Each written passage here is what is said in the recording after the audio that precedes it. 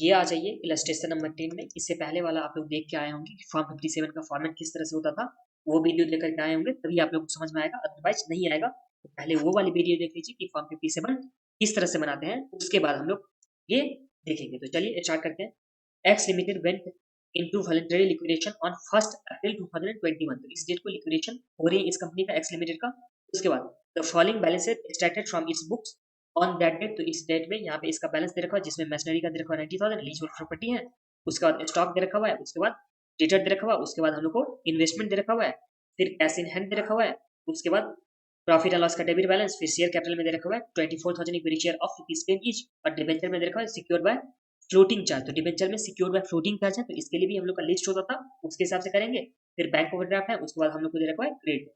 अब सम्स में आगे जब बढ़ते हैं तो यहाँ पे देखो the following asset are valued as and. तो इस तरह से वैल्यूएशन हुआ था एसेट का, जिसमें मशीनरी का 1,80,000, उसके बाद लीज होल्ड प्रॉपर्टी 2,18,000 का, इन्वेस्टमेंट कितने का 12,000 का, एंड उसके बाद स्टॉक दे रखा हुआ, उसके बाद डेटर दे रखा हुआ। ये हम लोग के पास एसेट हो गया।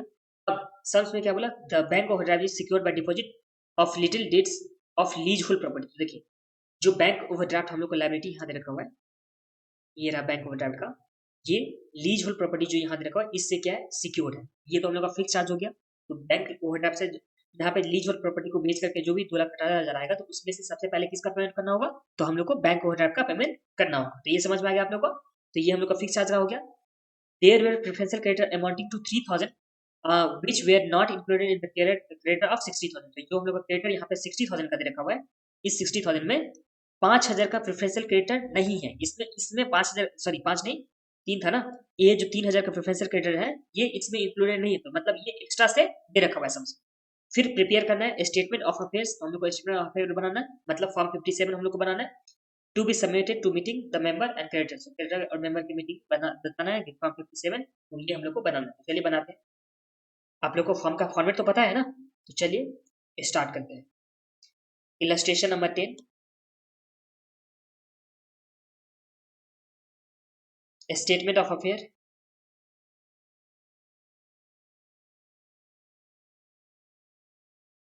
जो होता है फॉर्म 57।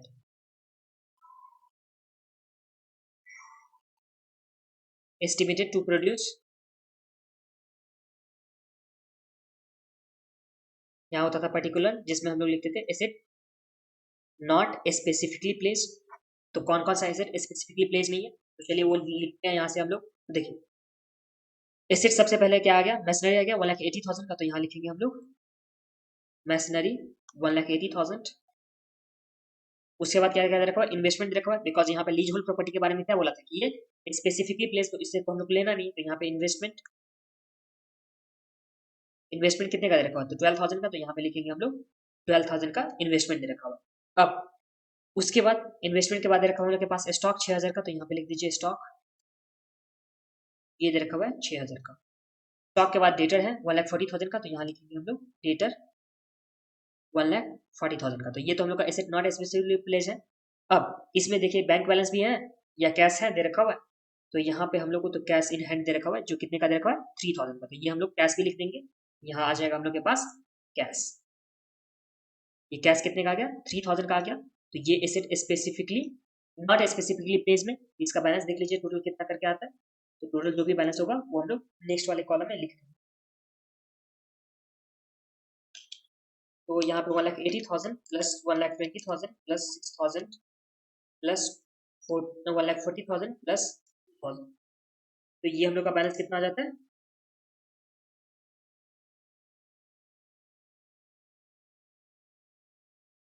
आ गया भाई 1,000 प्लस 1,40,000 प्लस 6,000 प्लस इन्वेस्टमेंट था 12,000 का, प्लस 12,000 प्लस 1,80,000, तो ये हम लोग का कितना आ गया 3,41,000। तो ये समझ में आता है आप लोगों को कुछ भी प्रॉब्लम नहीं कि सबसे पहले हम लोग को इसे नॉट स्पेसिफिकली प्लेस में जो भी बैलेंस था वो हम लोग लिख चुके हैं। अब यहाँ पे एसेट स्पेसिफिकली प्लेस में लिखना है, तो एसेट स्पेसिफिकली प्लेस में एक ही एसेट दे रखा हुआ है, जो कौन सा दे रखा हुआ है लीज होल्ड प्रॉपर्टी, यहाँ लिखेंगे लीज होल्ड प्रॉपर्टी। जिसका बैलेंस कितना दे रखा है 2,18,000, तो यहाँ आ जाएगा 2 लाख। सबसे पहले लीज होल्ड प्रॉपर्टी,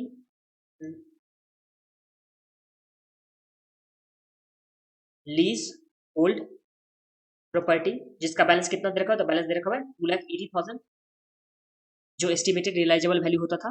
अब इससे लोन पेमेंट करना है, लोन का बैलेंस कितना दे रखा है, तो लोन का यहाँ पे 54,000, तो ये हो गया लोन 54,000।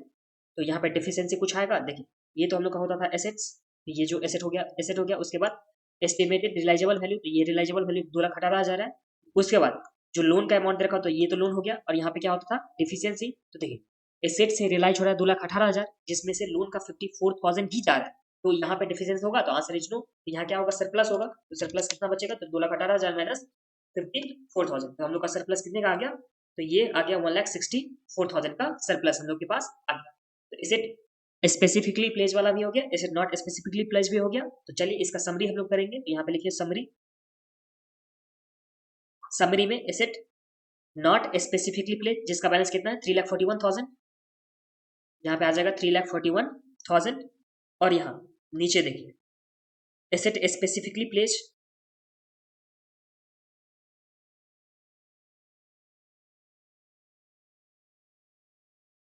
तो इसका बैलेंस हम लोग के पास दे रखा है 2,18,000, तो यहाँ पे लिख दीजिए 2,18,000। हमेशा आप लोग याद रखिएगा कि ये हम लोग को एस्टिमेटेड रियलाइजेबल पे लेना है किसका, तो एसेट स्पेसिफिकली प्लेस का। तो ये हम लोग का आ गया, टोटल कितना आ जाएगा इसमें, तो ये टोटल हम लोग का आ गया 3,41,000 प्लस 2,18,000, तो ये हम लोग का आ गया 5,59,000, ये हम लोग का टोटल आ गया। और यहाँ बैलेंस जो हम लोग का पास बच जाएगा, वो बैलेंस का टोटल कितना आ जाएगा, तो यहाँ देखिए पहले एसेट नॉट स्पेसिफिकली प्लेस से कितना पैसा आ चुका है, 3,41,000 आ चुका है। और एसेट स्पेसिफिकली प्लेस में कितना पैसा बच चुका है सरप्लस में, यहाँ पे 1,64,000, तो ये 1,64,000। तो अभी बैलेंस कितना कंपनी के पास है, बैलेंस हो गया 5,05,000 बैलेंस। ये समझ रहे हो, तो आप लोग कुछ ही प्रॉब्लम नहीं है। पहले हम लोग एसेट नॉट स्पेसिफिकली प्लेस, फिर एसेट स्पेसिफिकली प्लेस, और इस तरह से बैलेंस हम लोग लिख चुके हैं। इसके बाद हम लोग बनाते थे एक और स्टेटमेंट बनाते थे, तो चलिए वो भी बनाते हैं। इसके लिए ये हम लोग का फॉर्मेट होता था इस तरह से, यहाँ पे हम लोग लिखते थे बुक वैल्यू या कंटीजेंट लायबिलिटी, और यहाँ आ जाता था हम लोग का पर्टिकुलर, और यहाँ क्या आता था, तो यहाँ पे हम लोग का आता था वैल्यू, जो अमाउंट आता था रुपीज में। अब यहाँ पे देखिए सबसे पहले हम लोग को कहाँ से स्टार्ट करना है, तो बैलेंस है, तो बैलेंस हम लोग के पास कितना है अमाउंट, तो बैलेंस हम लोग के पास 5,05,000 है, तो यहाँ लिख दीजिए 5,05,000। ये समझ रहे हो, तो कुछ भी प्रॉब्लम नहीं बैलेंस का। अब फर्स्ट में हम लोग किसका पेमेंट करते थे, क्योंकि फर्स्ट में हम लोग का जो होता था एसेट स्पेसिफिकली प्लेस, जिसे हम लोग लिस्ट बी भी बोलते थे, तो उसका करते थे। तो यहाँ पे लिखिए क्रेडिटर हैविंग फिक्स चार्ज या स्पेसिफिकली प्लेस्ड, तो उसका तो हम लोग पेमेंट कर चुके हैं ना। यहाँ पे सिर्फ एक ही दे रखा हुआ था हम लोग के पास, क्रेडिटर जो दे रखा हुआ था। इससे पहले रिकॉर्डिंग हो रहा है कि नहीं है, रिकॉर्डिंग तो हो रहा है। एसेट स्पेसिफिकली प्लेस तो हम लोग के पास सिर्फ और सिर्फ एक ही था, जो कौन सा दे रखा हुआ था हम लोग के पास, जो लायबिलिटी में, तो यहाँ पे बैंक ओवरड्राफ्ट दे रखा हुआ था, तो यहाँ पे क्रेडिटर हैविंग फिक्स चार्ज जिसका बैलेंस कितना दे रखा है 54,000, तो यहाँ पे बुक वैल्यू कितना आ जाएगा 54,000। और इसका पेमेंट तो हम लोग कर चुके हैं, तो यहाँ पे बैलेंस क्या आ जाएगा इसका, यहाँ पे नील आ जाएगा। और नील के बाद हम लोग देखते हैं बैलेंस अब हम लोग के पास कितना बचा हुआ, तो यहाँ पे कुछ तो यूज नहीं हुआ, तो 5,05,000 ही बचा रहेगा। और इसे हम लोग बोलते हैं लिस्ट, कौन सा, तो लिस्ट इसे बोल देते हैं डी बोल देते हैं, फिक्स चार्ज वाले का। अब एक बार पहले फिक्स चार्ज हो गया, उसके बाद हम लोग किसका पेमेंट करते थे, तो प्रेफरेंशियल क्रेडिटर का पेमेंट करते थे। इस सम में प्रेफरेंशियल क्रेडिटर है, तो आंसर इज यस। हम लोग को दे रखा हुआ था 3,000 का क्या है प्रेफरेंशियल क्रेडिटर, जो हम लोग को 60,000 में इंक्लूडेड नहीं है। 60,000 के अलावा यहाँ पे 3,000 का दे रखा हुआ है, तो यहाँ पे लिखेंगे क्रेडिटर हैविंग प्रेफरेंशियल क्रेडिटर लिख दीजिए, प्रेफरेंशियल क्रेडिटर जिसे हम लोग लिस्ट कौन सा बोलते हैं, तो लिस्ट इसे बोलते हैं सी, जो कितने का दे रखा हुआ हम लोग के पास 3,000 का, तो इसका पेमेंट हो जाएगा 3,000। तो अभी हम लोग के पास कितना बैलेंस बच जाएगा, और प्रेफरेंशियल क्रेडिटर कंटीजेंट लायबिलिटी था जिसका बैलेंस हम लोग को दे रखा था 3,000, तो ये बैलेंस आ जाएगा 5,05,000 माइनस 3,000 का पेमेंट हो चुका, तो ये आ गया 5,02,000।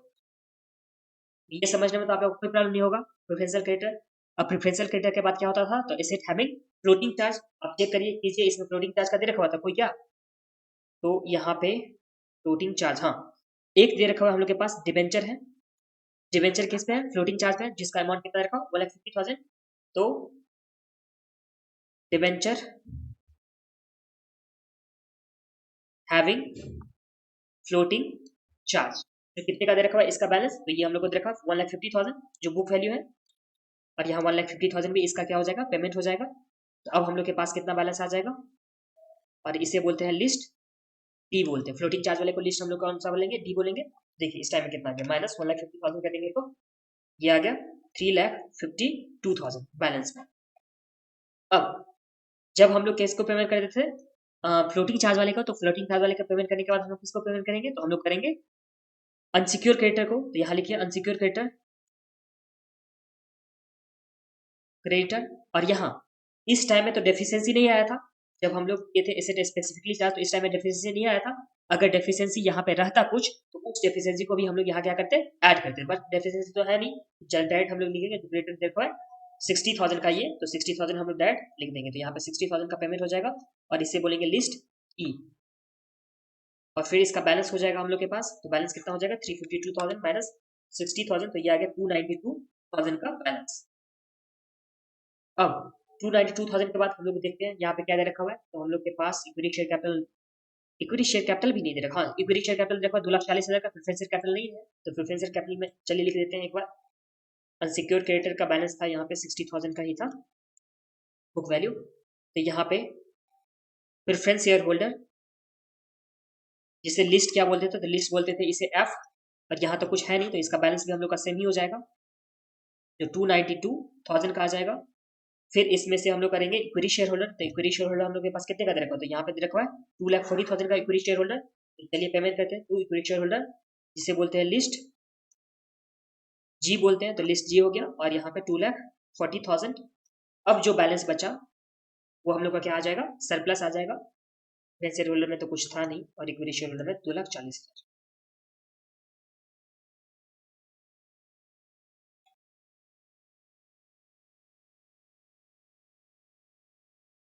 तो 2,92,000 माइनस 2,40,000, तो इस तरह से यहाँ पे सरप्लस कितना आ गया, 52,000 का, और ये हम लोग का हो जाएगा सरप्लस, जिसे हम लोग बोलते थे लिस्ट एच, और इसी के साथ ये हम लोग का सम्स भी कंप्लीट हो गया यहाँ पे।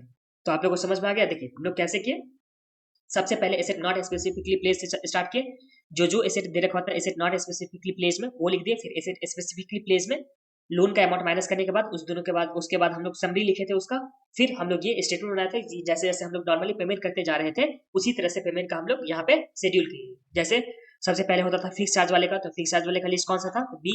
उसके बाद होता था प्रेफरेंशियल क्रेडिटर, तो प्रेफरेंशियल क्रेडिटर का यहाँ पे लिस्ट सी दे रखा हुआ था। फिर उसके बाद डिबेंचर का होता था जो फ्लोटिंग चार्ज वाला होता था उसका लिस्ट ई हो गया। फिर अनसिक्योर्ड का लिस्ट ई हो गया, और अनसिक्योर्ड क्रेडिटर के साथ में लिस्ट बी वाले का भी पैसा देना होता है। फिर प्रेफरेंस शेयर होल्डर का लिस्ट एफ हो गया, और उसके बाद इक्विटी शेयर होल्डर का लिस्ट जी हो गया, और उसके बाद सरप्लस हम लोग आ गया जिसे लिस्ट क्या बोलते हैं, एच बोलते हैं। और इसी के साथ हम लोग का सम्स कंप्लीट हो गया। बट एक बार आईसीआईसीआई स्टेटमेंट का आंसर देख लीजिए किस तरह से दे रखा हुआ है, इस तरह से भी आप लोग कर सकते हो। देखिए स्टेटमेंट ऑफ अफेयर हम लोग को बनाना है एक्स कंपनी लिमिटेड का, कब का, फर्स्ट डे, तो ये आप लोग को लिखना होगा। फिर एसेट नॉट स्पेसिफिकली प्लेस, और यहाँ लेना है एस्टिमेटेड रियलाइजेबल वैल्यू लेना है, जिसमें कैश इन हैंड था, इन्वेस्टमेंट था, डेटर था, स्टॉक था, मशीनरी था, जो हम लोग क्या था 3,41,000। फिर एसेट स्पेसिफिकली प्लेस में एस्टिमेटेड रियलाइजेबल वैल्यू जो हम लोग का लीजहोल्ड प्रॉपर्टी का दे रखा था, उसके बाद जो लोन दे रखा था इसके हिसाब, जब डेफिसिएंसी कुछ भी नहीं आया सरप्लस है तो सरप्लस का अमाउंट हम लोग लिखते हैं नेक्स्ट वाले कॉलम में, तो ये भी लिख दिए। फिर इस दोनों का टोटल आ गया, तो ये हम लोग का बैलेंस आ गया। और एक यहाँ पे समरी आ जाएगा, समरी में क्या, तो इसे स्पेसिफिकली प्लेस्ड 2,18,000 का जो हम लोग को लेना है यहाँ पे एस्टिमेटेड रियलाइजेबल वैल्यू लेना है, और इसमें कितना आ गया था 3,41,000। तो दोनों का एस्टिमेटेड रियलाइजेबल वैल्यू निकलने के बाद हम लोग को समरी में ग्रॉस टोटल अमाउंट कितना आ गया 559। फिर हम लोग यहाँ पे एक और स्टेटमेंट स्टार्ट किए जो यहाँ से हो जाएगा। फिर हम लोग लिखे थे बैलेंस लिखे थे, हम लोग पूरा एकदम फॉर्मेट के साथ किए थे, बट इसमें नहीं किया फॉर्मेट के साथ, तो आप लोग को जैसे करना का मन होगा उस तरह से कर लीजिए।